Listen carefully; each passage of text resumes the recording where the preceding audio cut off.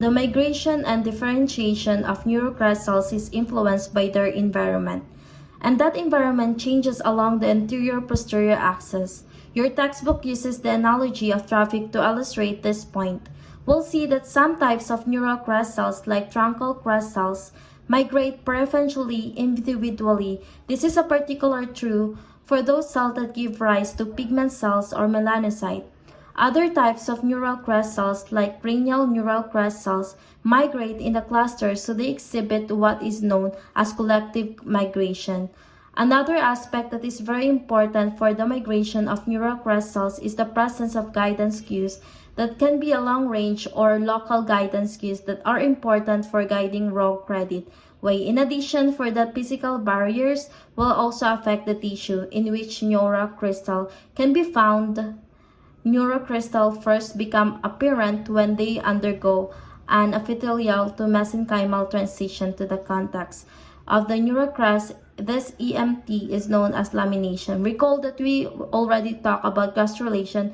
We said that lamination referred to the splitting of one cellular sheet into two or more less parallel sheets. But in the context of neural crest, the word lamination simply refers to the separation of the neural crest from the neural epithelium. For most cells, that means a process of EMT, that is separation of this epithelial cell into individual mesenchymal cell.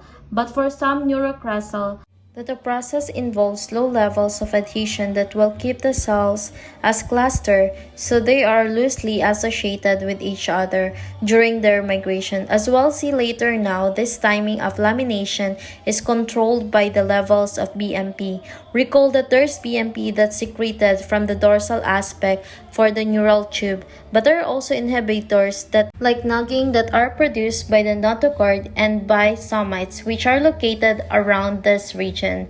And these somites are going to be given rise to the vertebra and muscles of the back. And while this nagging and other BMP inhibitors are being produced, the neurocrest cells cannot undergo AMT, so when the nagging expression is reduced, the BMP can function and activate EMT. And the neural crest cells, just like separation of the neural tube from overlying epidermal ectoderm requires changes in coherent expression, so does the laminations of the neurocrestal from the dorsal aspect of the neural tube.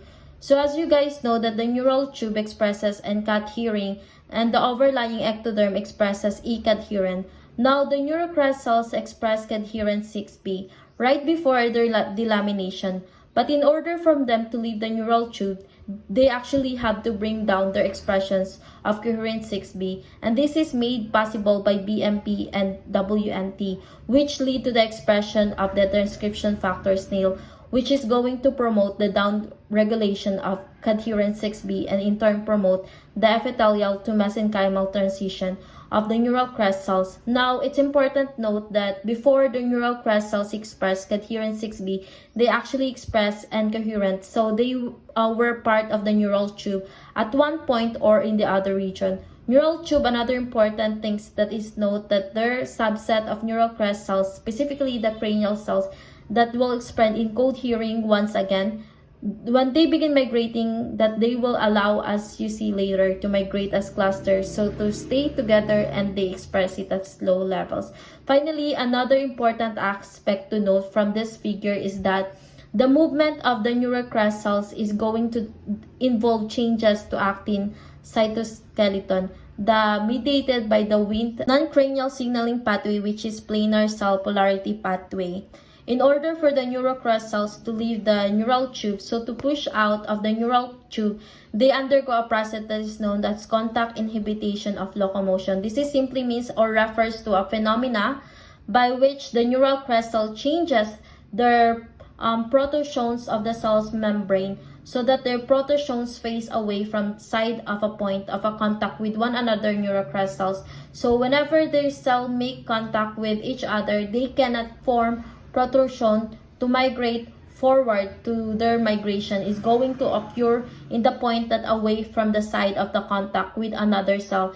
The process of contact inhibition of locomotion in both the activation of the non-canonical wind pathway, the planar cell polarity pathway, and this pathway is going to be activated when raw Crest cell contact with each other but not with another type cell. Now, the wind planar cell polarity pathway is going to activate RHO, which means it's going to change the acting cytoskeleton to basically desecrated melophilia, which are this protrusion that form into plasma membrane as a result of the polymerizations of actin filaments inside of the cell. So this lamellae meloporia will disagree at the point of the contact, and they will form at the site that is away from the point of contact. Now, you can imagine that would lead to this spiral of cells at the point.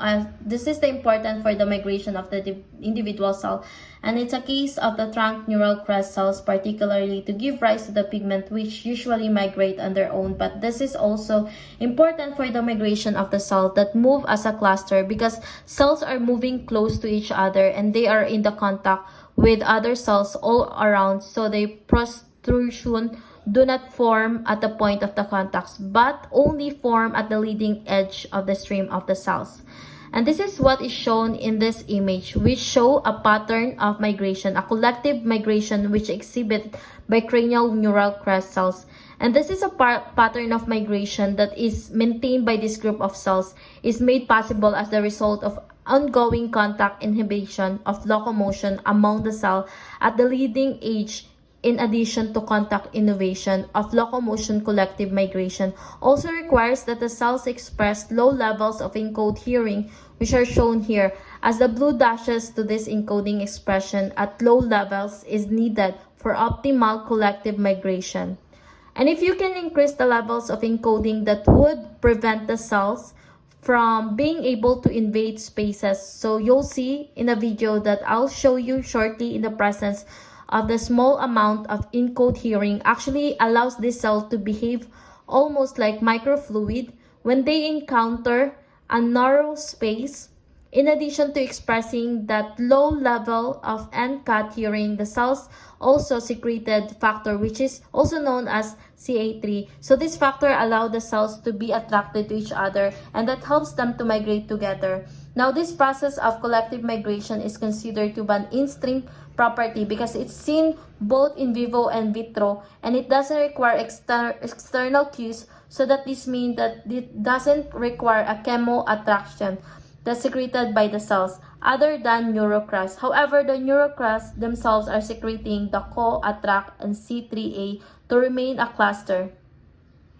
These movies display the process of collective cell migration in cranial neural cells. In this vitro, both under normal conditions and also under conditions at which the levels of encode hearing are higher than usual. So from these movies, you can see that the low levels of expression, while allowing the cell to remain as cluster, also give rise them the ability to have solid to fluid-like transition, so that they can see a squeeze through a small spaces like they encounter during their migration.